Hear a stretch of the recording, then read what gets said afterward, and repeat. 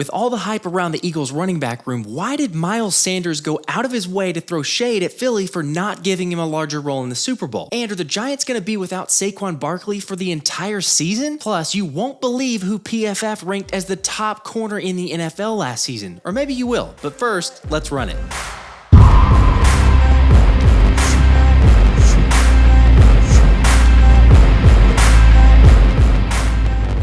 Hey guys, I'm Josh and I cover the birds, and let's start with a big congratulations to Eagles kicker Jake Elliott and his wife Annie, who announced they're expecting a baby boy in August. But while we're speaking about babies, Miles Sanders made headlines for complaining about the lack of usage he received in the Super Bowl, saying, "Last game of the season for all the marbles." Everybody can answer that question. If they put themselves in my shoes, would they be happy? I don't want to make headlines, but if it does, I don't care. I mean, Sanders says he doesn't want to make headlines, but obviously he did, because why else say that? What did you expect? Sure, he's understandably upset because he only got 26 snaps in the Super Bowl, but I think most of us would agree he never looked ready for the big moment. He ended the game with 7 carries, 16 yards, and 1 fumble, kind of 2, but the second one got called back for the incompletion and really saved him, but either way, he looked terrible. And I talked more about this on a recent short, but the timing of this is really odd. Why bring it up now? Perhaps he was jealous, especially with Nick Sirianni saying less than a week ago that the Eagles are deep at the running back position and it's a good problem to have. Which Sirianni didn't stop there and continued to rave about the running backs on the squad, but it's not like this is new to Miles. He's been in the league for 4 years. I don't know, maybe we should have seen this coming because Sanders did make an odd comment in his introductory presser with Carolina. Yeah, I'm looking forward to getting back into that 3-down type back. Kind of strange, but add on top of the fact that a couple days ago he called out the birds over the Super Bowl usage, yet said the frustration of not playing in the Super Bowl wasn't the real reason he left Philadelphia, although he wouldn't elaborate now, but as he said, perhaps we should ask the Eagles why he's moving to Carolina. His comments are just really surprising and uncalled for. I thought he left initially with some pretty good class. It was understood that,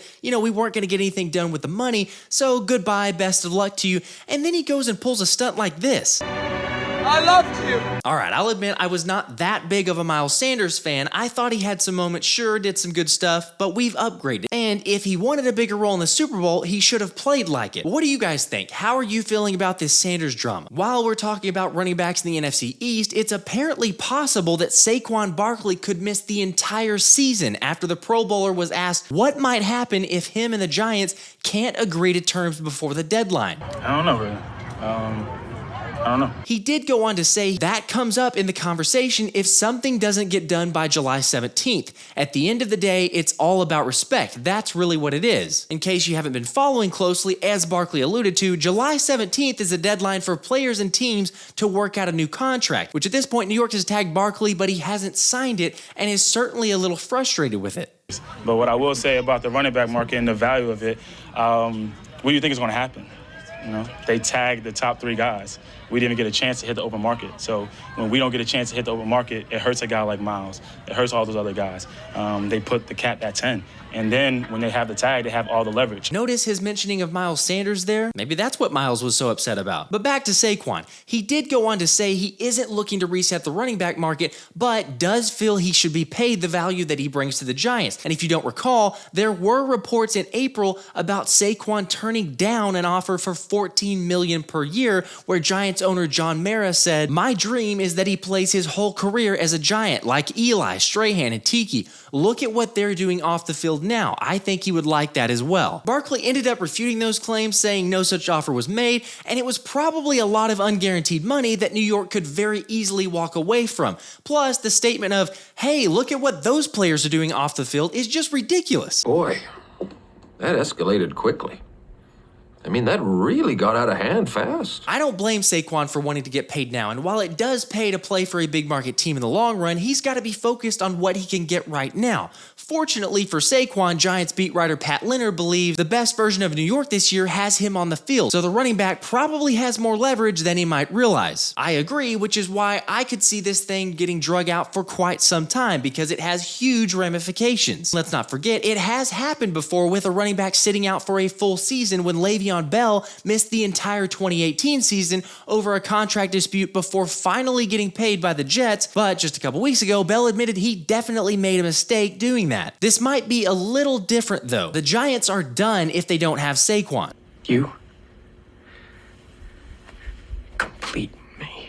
Okay, I don't think they have a chance to win the NFC East regardless of if they have it or not, but there's no way they have a shot at the playoffs without it. My guess is that we'll see a favorable deal get done as the time nears and both sides come to the table prepared to make something work.